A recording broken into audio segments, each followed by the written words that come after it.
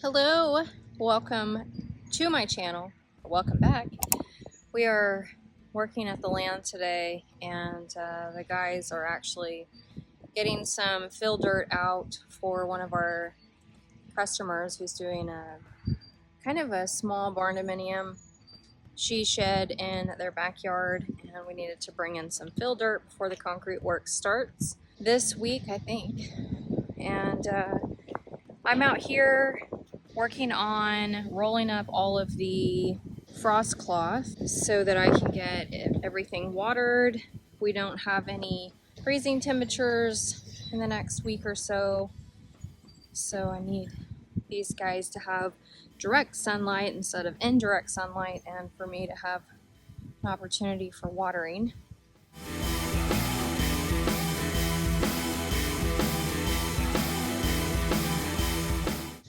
I did just come upon or stumble upon kind of I don't remember what it's called. I'll link it in the description.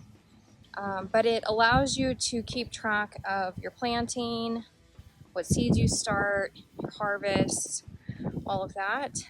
And I am OCD when it comes to like trying to keep everything organized and managed and making sure I'm planting in the right frequency, and then like succession planting, like it allows you to build that all out, which I'm looking forward to having a way to do that. So today's task, like I said, remove the frost cloth. I'm going to come over here and show you. Check on all of the plants, do some weeding, get some fertilizer in, and I'm going to harvest some collard greens today. I got my water container filled up this morning, and should be good to go for a couple of more weeks.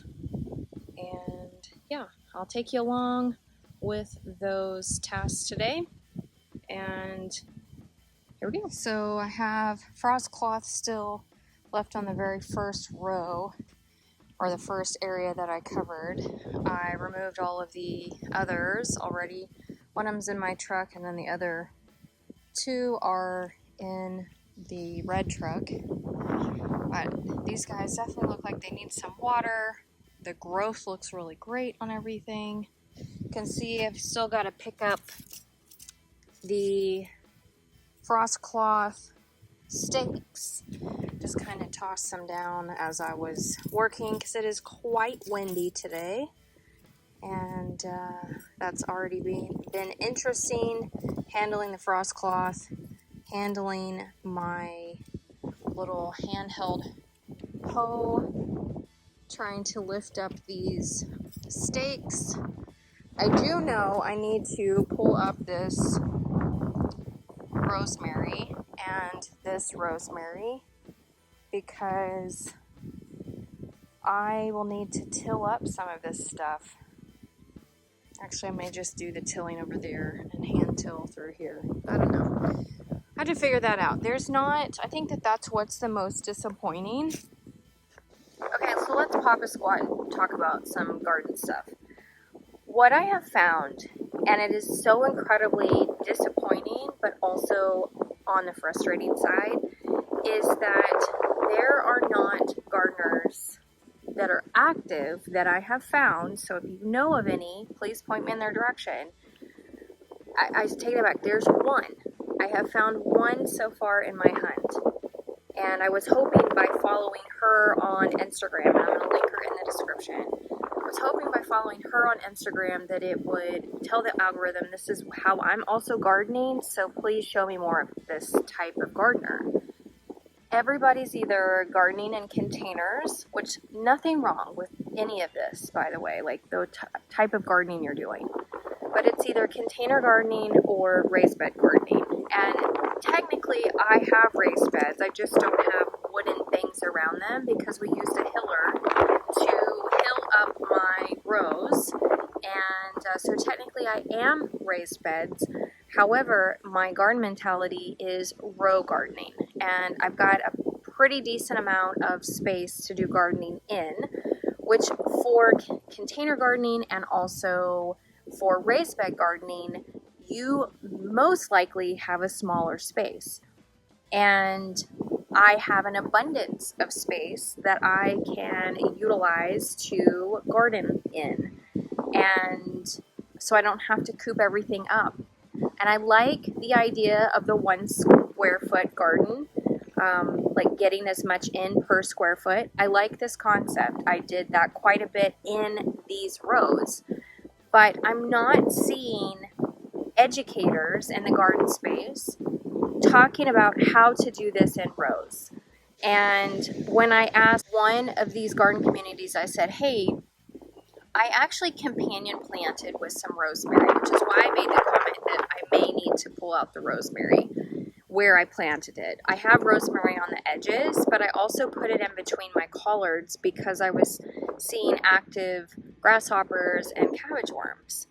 And I don't have nasturtiums, which is like marigolds and nasturtiums are 2 of the like must-have garden flowers.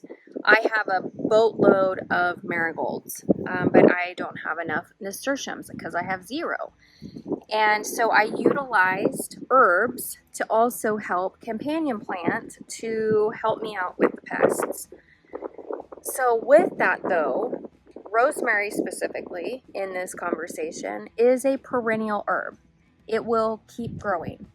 And because I am using a tractor to hill, but also to do my tilling, I run the risk of having to rebuy rosemary every single year because of where it gets placed. So then I was like, okay, well, if I build my house, maybe I do a herb garden specifically. Oh, they're taking another load of dirt, sorry.